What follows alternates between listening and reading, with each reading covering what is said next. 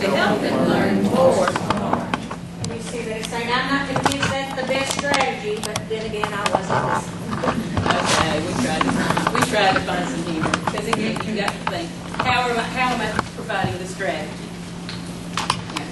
Because a lot of times we think it's just from this thing. All right, here's 8 effective strategies that we're going to go over today. And we're going to go through each one, and we're going to start with making predictions. All right, making predictions. We pulled a lot of different resources for you guys, and one of the easiest ways that we see it is it's kind of a guessing check. It's research suggesting that students make the predictions, their understanding increases, and they're more interested in the reading material. You're asking questions like, what do you think will happen? And prove it. Because children like to do those types of activities. There might be foreshadowing, or there might be false clues, the red herring. Every time that you see the blue hyperlink, if this goes up live on the website, the district, there are links in there for you guys as well. Follow. All right, we're going to show you a couple of pages out of the book. Anticipation guide. This is something that where you have students beforehand. You've got a statement. You've already prepared this and planned it. You've got a statement. And you already know if it's going to be true or false. And you have them listed. You might start off with 1. You might start off with 2. You might have 6 statements, just like this template has. And then you have students decide on the left-hand side, before we start reading, do they agree or do they disagree with that statement? And then after reading, you come back to it after you've had lots of good instruction throughout your reading. And then you come back after and say you agree. Do you disagree? Maybe they changed their answers, maybe they haven't. But then what is key to this strategy is then students have to show you the evidence. And you heard Terry say one of the major components of Common Core Standards right now is text-based evidence. You know, that's what PARC is going to do. They can find the evidence in the passage and be able to indicate whether they are backing that up at. So this is a really good strategy to use with students. Okay, understanding new vocabulary. Vocabulary consists of words that we understand when we hear or read them, and that's receptive vocabulary. And then words that we speak or write, that's expressive vocabulary. So knowing a variety of words is important for language development and reading comprehension. It just makes sense. And if a child has a limited vocabulary, that's usually a red flag for us. That indicates maybe a possible language learning disability. See some of speech teachers over here. Or reduced literacy skills. But most students begin first grade with about 6,000 words of spoken vocabulary. And then they're going to learn about 3,000 more words per year through 3rd grade. However, not all words have equal importance. So how do we figure out which words that we need to teach? So there's 3 types of vocabulary that you guys are going to hear mentioned, and it's called the 3 tiers. And I know we use the word tier in lots of ways in education, but a word's frequency of use, complexity, and meaning determines which tier that it falls into. So tier 1 would be like your basic vocabulary. And those are the words that we really have to have direct instruction for. They really don't have multiple meanings. It's like our sight words. It's our nouns, it's our verbs, it's our adjectives. For example, book, girl, dog. These are just words that the kids have picked up. Your tier 2 words are your high frequency or your multiple meaning vocabulary. And they're words that occur in our conversations and in literature, and those are the ones that really influence our speaking and writing. They're important for reading comprehension. They have multiple meanings. It increases our descriptive vocabulary. So we have to figure out what those tier 2 words, because those are the ones we're really going to teach. It's words like fortunate or industrious, those words like that. Tier 3 words are your low frequency, and those are the ones that are real context specific. For instance, your welding words. Okay? Certain subjects in school, economics, or I teach the word isotope. Those would be considered my Tier 3. And sometimes it's really not clear cut in which tier that they fall, because it's kind of related to our personal experience. I had a student in kindergarten intervention years ago, and I was reading a story, and he proceeded to tell me all about an oasis. And I said, "How did you know that?" And he said, "I was genius." And I said, "Oh, it's I made that note, genius." And then I put slight speech issue beside that. But he was so interested in deserts. He could tell you anything about it. So we want to choose our words wisely. We can't teach every word, so we've got to be specific in what we're teaching. So select a text that your students are going to be reading, and then list all those words that are likely to be unfamiliar to them, and then see if you can pick out those Tier 2 words that we need to teach. And one way to do that, and you guys will have it in your resources, the Frayer model. And it's just a way of showing the characteristics, examples, and non-examples. You know, a lot of times you think your kids really have those words, and then they try to use them in a sentence. You didn't get that. So if they're able to give an example, a non-example, give that word in a sentence, then you got it.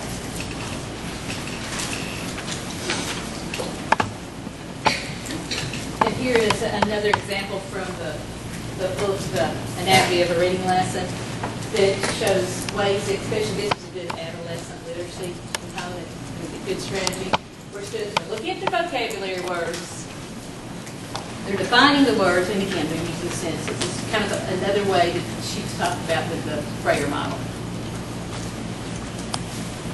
Generating questions. The strategy propels figures forward. You get lots and lots of questions in a day.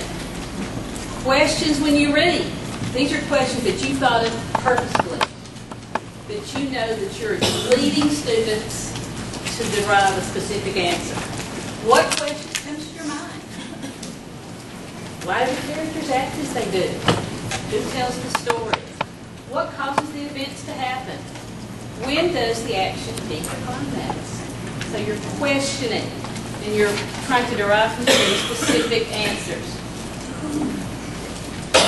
These two, I bet you've seen these before.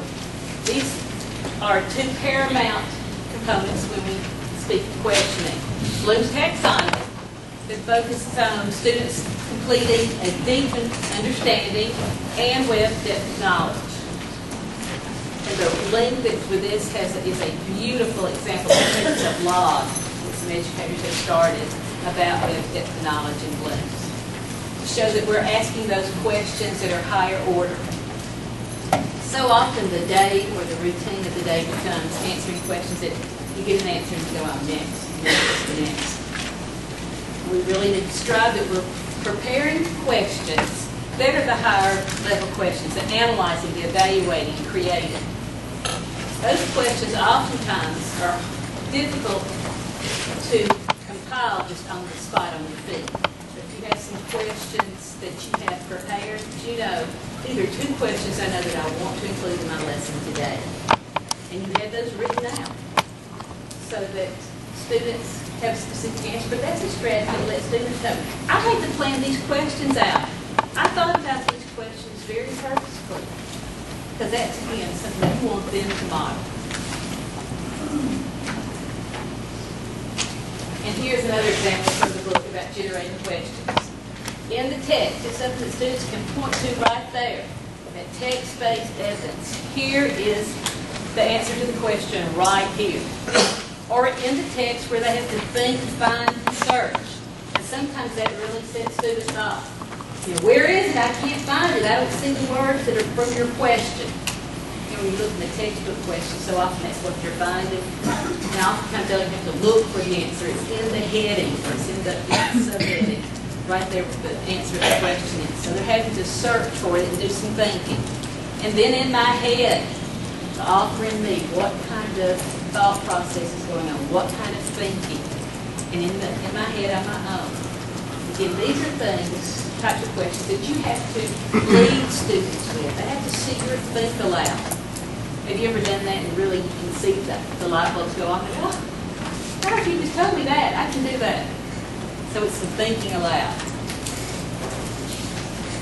Okay, another strategy is visualizing. And that involves just picturing in your mind what's happening in the text. And that's directly related to language comprehension and language expression. Imagery is a primary sensory connection in the brain. So the brain has to see in order to process and store information. So when you visualize narrative text, you're using sensory images like certain sounds or smells or touch or emotions described in that story. And sometimes the readers have to picture characters, maybe when they were younger or older, or have to actually see the setting in greater detail than it's discussed in the text. Have you guys ever read a book and you kind of had what those characters look like, in your mind, and then they make a movie? And you go, no, they got that wrong, because you had that already in your mind. You visualized that. So sometimes readers have to use images and experiences from their own lives to help them experience the text. But you have to teach that. You think, well, everybody knows how to do that. No, that's something that has to be taught. Because our students are bombarded with all of these images from TV and those video games. And so most of them think reading is just kind of passive. So we have to teach visualization. So by direct modeling, and when you think you've modeled enough, do it one more time. Have I done it enough? Do it one more time. And as you read a short passage, describe images that you see. So you're really going to have to talk them through it. And then let them try it. Help them along. That's that we do part. And then hopefully that you can turn them loose instead of doing that by themselves. But as they begin to grasp that concept of visualizing, just reinforce it frequently and let that be a part of your daily routine. You can easily do that with your read-alouds or independent reading. And I think there's another example from the book where you're identifying images or words or phrases.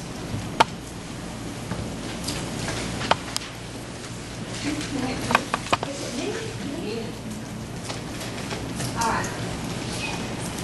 Good readers draw on prior knowledge and experience to help them understand what they're reading. And that's how they make connections. Struggling readers often move through a text without even stopping to consider whether it makes sense or not.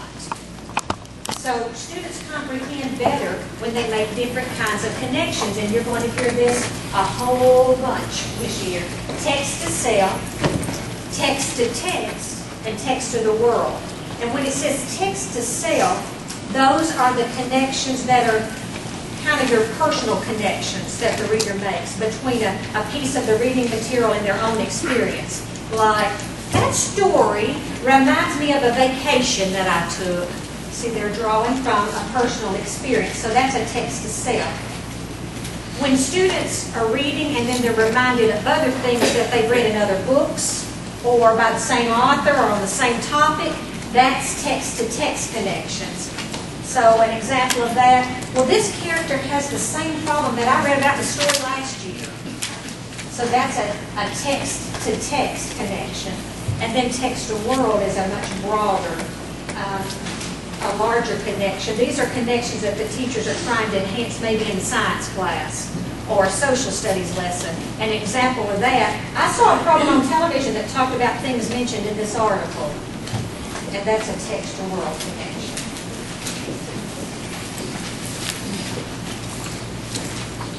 And here's one of the examples that is included as part of one of the templates that you might be able to use, showing the different connections. And they might include the phrase and the situation in the text, and again, that text-based evidence, and then they're writing their own connection. Once we start strategy number 6, you're starting to see some strategies that we talked about earlier were more beginning strategies. Maybe before reading, hearing, reading, we're making a transition now where we're clarifying some understanding. Terry just talked about making those connections and making those predictions. Now a thoughtful reader is going to grasp those essential ideas and that information, be able to run it through their sieve of what is important and not important, and help make an understanding that is essential to their own self. What is the meaning that I derive of this text? What does the story say to you? Have you ever had discussions with students and they give different opinions depending on their background knowledge, their experiences, what they've read? So we start to see those type of things. The different activities might include some T-charts, summing it up, highlighting. Granted, it's often the highlighters, but the highlighters can be a powerful piece. We used them this summer, and it was fun to use. We used one color when the instructor asked us to look for one specific skill. Then we picked another color when she asked them for another specific skill, and then a third color. And some of those colors between the 1, 2, and 3 were layered on top of each other. You know, it's a really good visual representation of how we clarify the understanding for ourselves. And again, I'm sure you use this, the gist. What's the main idea? What's important to me? You're finding out those 5 W's, the who, what, where, when, and why. And then write a 20-word gist. There's another strategy that's included in this. It says, write me a $2 paragraph, and each word counts 10 cents. Where you're getting the gist of the information, you're clarifying it for yourself. Alrighty, drawing inferences and making conclusions. That's always something fun to teach. It's always when you really know children. Read a paragraph or read a passage, and students can. We're not so much text-based evidence, but we're having to translate it up here into our own brain, our own thought processes. It's that intersection of taking what's known, gathering those clues that make sense to you, and thinking it through for the judgment, the theme, or to speculate what is to come. Based on what I've just read, now I realize. I can now conclude. And these are really fun to watch children come up with. You read these 2 activities, and then what do you see? This drawing inferences link is some really powerful examples, and it's through all the grades, K through 12, where it has a lot of passages. Children have to read, and they're going to decide, well, what did you learn from that? What did you able to derive to make it your own? This is a double entry journal, and it might have been something like this. It's where students are taking notes on some interesting facts, words, phrases, sentences. And then on the other side, it might be questions or connections that they're making from the text. So we are writing what we're deriving from the text, and then we're putting our own meaning with it. And for lots of students, that's one way I like to learn, because I like to write it and I like to see it.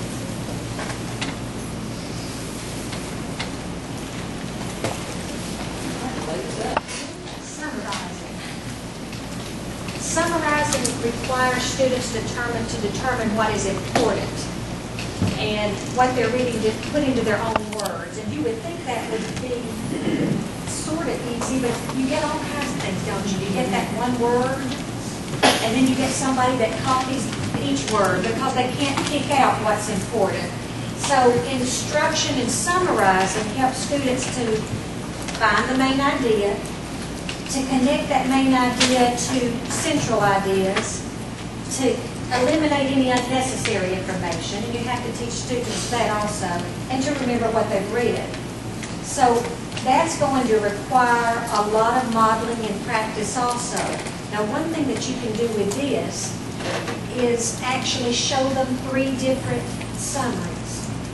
And I kind of think of it as the Goldilocks theory. Show them a summary that's too skimpy, and then show them a summary that's too much, and then one that's just right. So if you do that, a lot of modeling with that, I think that will help a lot. And one of the activities for summarizing, and I know my teachers have used this a bunch, it's the somebody wanted, but, so then, and it works a little bit like that. You read a text, you identify the somebody, and then the wanted represents the plot or the motivation. The but is the conflict or the challenge that the person faced, and the so is the outcome or the resolution. Like the three little pigs. And that's a common example with this. The somebody was the big bad wolf, and he wanted pigs for dinner. But they hid in the brick house, so he went hungry. And that kind of works right for this summarizing. You guys will try that. I mean, you can do that. That's just a kind of an elementary example. But let's see, Christopher Columbus wanted to sail to India to buy spices, but he ran into the Caribbean islands, so he claimed the area for Spain. So it's not just with those little simple books, guys. You can use this for most texts.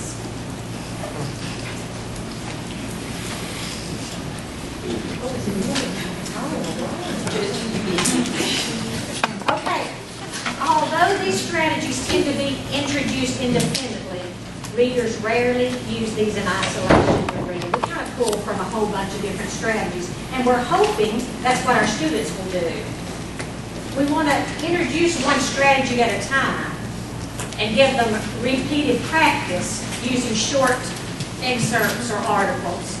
Then we want to model, and then when it's being used individually, we practice as the whole class, and then give them a lot of guided practice and feedback, and then we'll bring in the next strategy.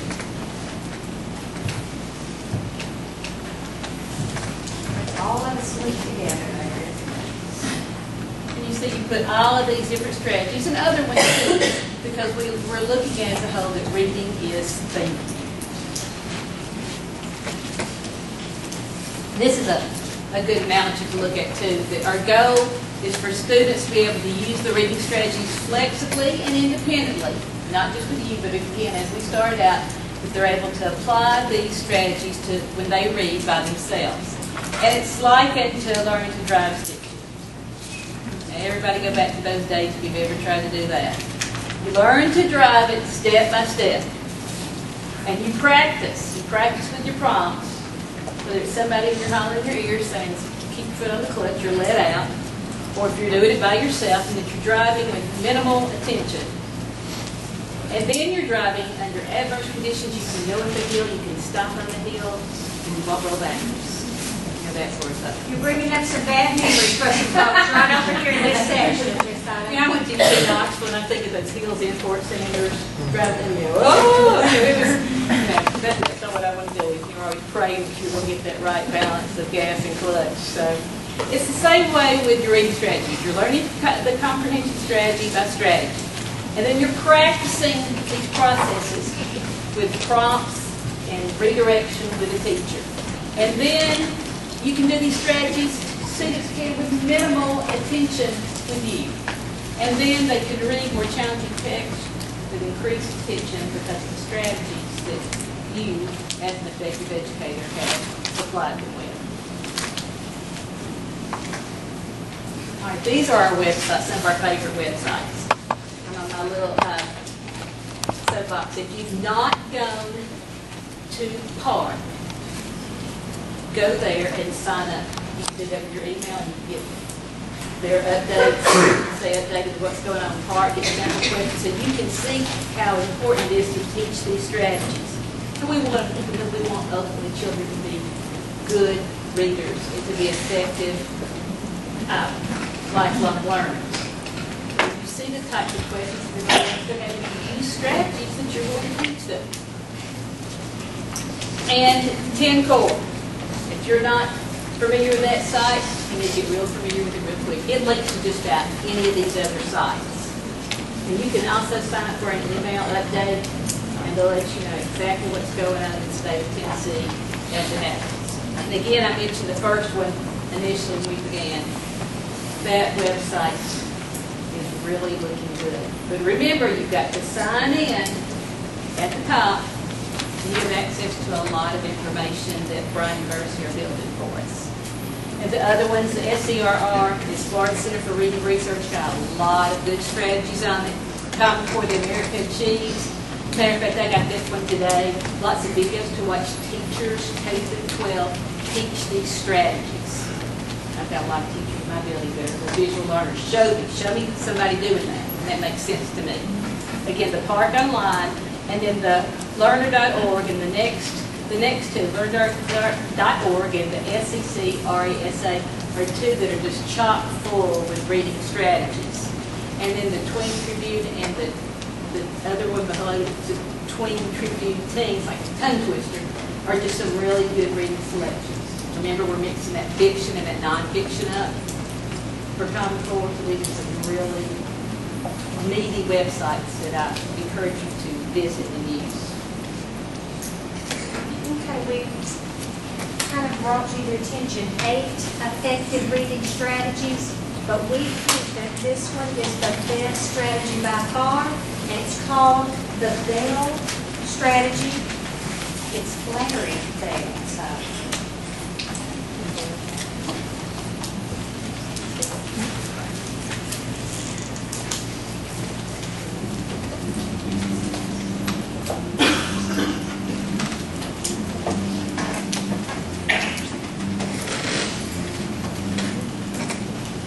If you came here today looking for strategies to help you, to help children, you're in the right place. If you came here today looking for something that you can carry back, that your staff can use immediately, you're in the right place. Ladies and gentlemen, I thank you so much for being here. My real message today to you that I need you to carry back is the power of a teacher through high expectations. I'm going to say that again. The first thing I want you to take back from this workshop is the most important thing there is in closing the gap. And that is the power of a teacher through high expectations. What am I getting at? I'm getting at this. Every teacher can reach and teach any child they put in front of you. Why? One reason. Because high expectations will transcend all so-called barriers. They will transcend race. They will transcend gender. They will transcend economics. They will transcend so-called handicapping conditions for my special ed kids. Whatever your name is, my friend, this day is all about you. It is the power of a teacher through high expectations. Ladies and gentlemen, you don't let anybody tell you who you can and cannot reach, who you can and cannot reach. High expectations transcend all barriers. As a matter of fact, let's get this party started, right? Look into my eyes and watch my lips. I want to hear everybody in this room just say, I have the power. I have the power. Now do me a favor, wonderful one. Turn to somebody at your table. Smile real big and tell them, you have the power, my friend. Yes, you do. Yes, you do.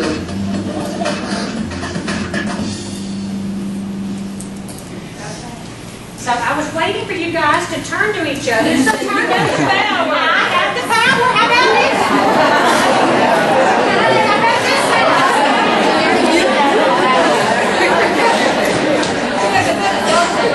What it boils down to.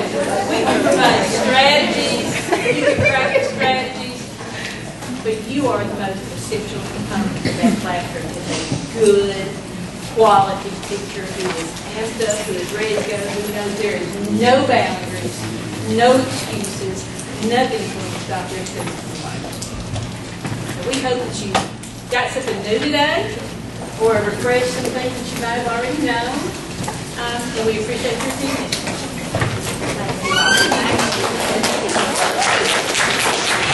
Thank you. Before you leave, I got to hold. I know. I will not keep you for just a second. Two things, maybe three. First of all, remember, each one of these sessions, you need to reflect on that. Make sure that you are checking the website and the link under curriculum that says new employee information. If you have questions about your PD sessions, I've gotten several emails through the week from your ICs and principals about when these events are. All that information for you is there. The rubric on how to write your reflections, that will be on the website tomorrow. Check that tomorrow. It will be there. You'll notice that when you come back on after Labor Day break, the pacing guides and the curriculum maps, some of y'all shaking your heads, maybe some of your ICs have shown you some of those. We shared those to them yesterday. Those will be live for your teachers, for you, starting Tuesday. Lots of resources out there on how to teach your individual subjects. It's K through 12 for all subjects. So make sure that you check those and are looking at those. Just like that last speaker said, and he couldn't have said it any better. Remember, the most important aspect of student success is teacher effectiveness. That's you. Of all the research studies, of all the data, you look at any of it, it always says the number one variable in if a student is successful or not is an effective teacher. So you truly have the power to determine whether or not your students in your classroom are going to be successful. So make sure that you take every day when you go into that classroom and you give those students the best that you have. Because those students are my children, your neighbor's children, your family's children. Those are our community. That's our community. And we have an awesome responsibility to make our community a better place. And it lies with you. So be effective every day. Thank you for all that you do. Have a great rest of the week and a good holiday this week. Make sure you sign the sign-in sheet. Yeah.